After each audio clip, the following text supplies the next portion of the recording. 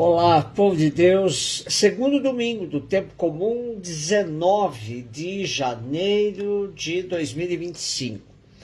A nossa reflexão de hoje é a partir de Isaías 62, de 1 a 5, 1 Coríntios 12, de 4 a 11 e João 2, de 1 a 11. Com o nosso texto, estamos em Jerusalém na época pós-exílica. Ainda se notam em todos os cantos da cidade as marcas da destruição.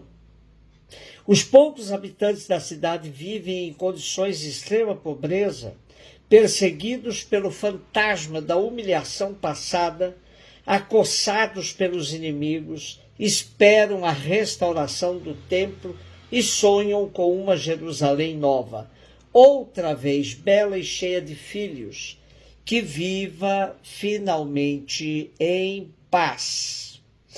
Apresentar Jerusalém como esposa de Javé leva o povo a imaginar um relacionamento cheio de amor do esposo pela esposa, um esposo sempre fiel e disposto a perdoar sua esposa pelos erros cometidos. Jerusalém é uma esposa nada fiel. Trocou Javé por outros deuses, isto é, praticou a idolatria, e isso era imperdoável em todo Israel. Mas o profeta insiste que haverá novas núpcias entre Javé e Jerusalém, em novos moldes, não porque Jerusalém se converteu, mas por extremado amor de Javé. É esse amor nunca quebrado que vai rejuvenescer a relação, que vai possibilitar um novo casamento e que vai transformar a esposa infiel numa coroa esplendorosa, num diadema real que brilha nas mãos do Rei Deus. Também é de sublinhar a alegria de Deus pelo refazer da relação. O Deus da aliança quer com toda a força do seu amor fazer caminho ao lado do seu povo. E só está feliz quando o povo aceita esse amor que Deus quer partilhar e que enche o coração de todo ser humano de paz, de vida e de felicidade.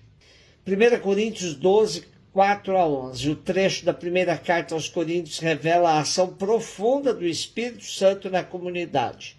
Porém, por trás desse texto tão bonito estão os conflitos fortes que existiam entre os coríntios.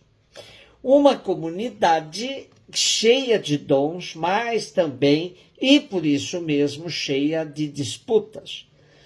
Como gosto de dizer, como é difícil administrar vaidades. É exatamente o que Paulo está tentando fazer. O Espírito distribui os carismas da comunidade para o bem de todos, mas alguns se serviam deles para ostentação, para disputa. Mas uma comunidade é composta também por pessoas que não têm carismas extraordinários, e era fácil, neste contexto, serem considerados cristãos de segunda. Se a comunidade dos coríntios era muito viva e dinâmica, por outro lado tinha graves problemas de conflitos e desarmonias, onde facilmente as experiências carismáticas eram sobrevalorizadas em benefício próprio. Criavam, pois, com frequência individualismo e divisão no seio da comunidade. É a este problema que Paulo procura responder. João 2, de 1 a 11. Houve um casamento em Caná da Galileia. A mãe de Jesus estava presente. Também Jesus e seus discípulos tinham sido convidados para o casamento. Como o vinho veio a faltar, a mãe de Jesus lhe disse: eles não têm mais vinho. Jesus respondeu-lhe: mulher, por que dizes isto a mim? Minha hora ainda não chegou. Sua mãe disse aos que estavam servindo: fazei o que ele vos disser. Estavam 6 talhas de pedra colocadas aí para a purificação que os judeus costumam fazer. Em cada uma delas cabiam mais ou menos 100 litros. Jesus disse aos que estavam servindo: enchei as talhas de água. Encheram-nas até a boca. E Jesus disse: agora tirai e levai ao mestre-sala. E eles levaram. O mestre-sala experimentou a água que se tinha transformado em vinho. Ele não sabia de onde vinha, mas os que estavam servindo sabiam, pois eram eles que tinham tirado a água. O mestre-sala chamou então o noivo e lhe disse: todo mundo serve primeiro o vinho melhor, e quando os convidados já estão embriagados, serve o vinho menos bom. Mas tu guardaste o vinho melhor até agora. Este foi o início dos sinais de Jesus. Ele o realizou em Caná da Galileia e manifestou sua glória, e seus discípulos creram nele. Temos hoje o primeiro sinal de Jesus apresentado por João numa primeira sessão do Evangelho, onde o evangelista explicita o programa de Jesus. E João deixa claro que a narrativa das bodas de Caná pertence à categoria dos sinais, semeion em grego. São ações indicadoras, simbólicas, que nos desafiam a buscar o sentido por trás das palavras, uma realidade que transcenda a narrativa. Portanto, o pior que podemos fazer com esse texto é ficarmos presos ao fato de Jesus ter transformado a água em vinho e não percebermos a apresentação do programa de Jesus, o noivo do vinho melhor. Sendo assim, vamos em busca da realidade maior que o nosso texto hoje nos aponta. O cenário de fundo é o de um casamento. Ora, o cenário das bodas ou do noivado é, como vimos na primeira leitura, um quadro onde se reflete a relação de amor entre Javé e seu povo. Dito de outra forma, estamos no contexto da aliança entre Israel e o seu Deus. A essa aliança vem, em certa altura, a faltar o vinho. O vinho, elemento indispensável na boda, é símbolo do amor entre o esposo e a esposa. Recordar a propósito como Isaías compara a aliança com uma vinha plantada pelo Senhor, que não produziu frutos, bem como da alegria e da festa. Constata-se, portanto, a realidade da antiga aliança. Tornou-se uma relação seca, sem alegria, sem amor, sem festa, que já não potencia o encontro amoroso entre Israel e seu Deus. Esta realidade de uma aliança estéril e falida é representada pelas 6 talhas de pedra destinadas à purificação dos judeus. O número 6 evoca a imperfeição ou incompleto.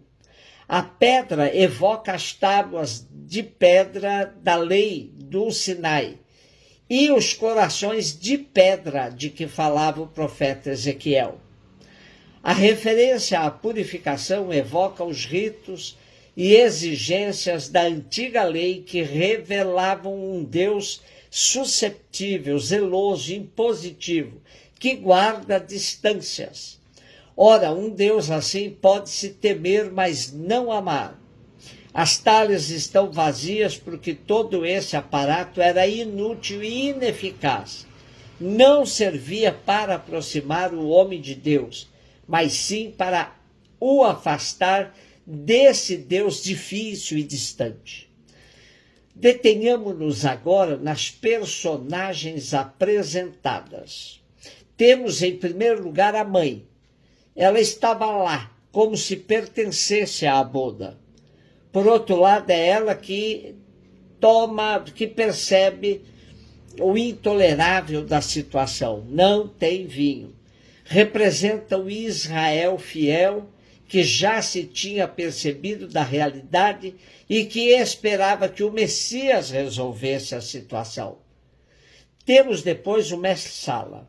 Representa os dirigentes judeus instalados comodamente que não se apercebem ou não estão interessados em entender que a antiga aliança caducou.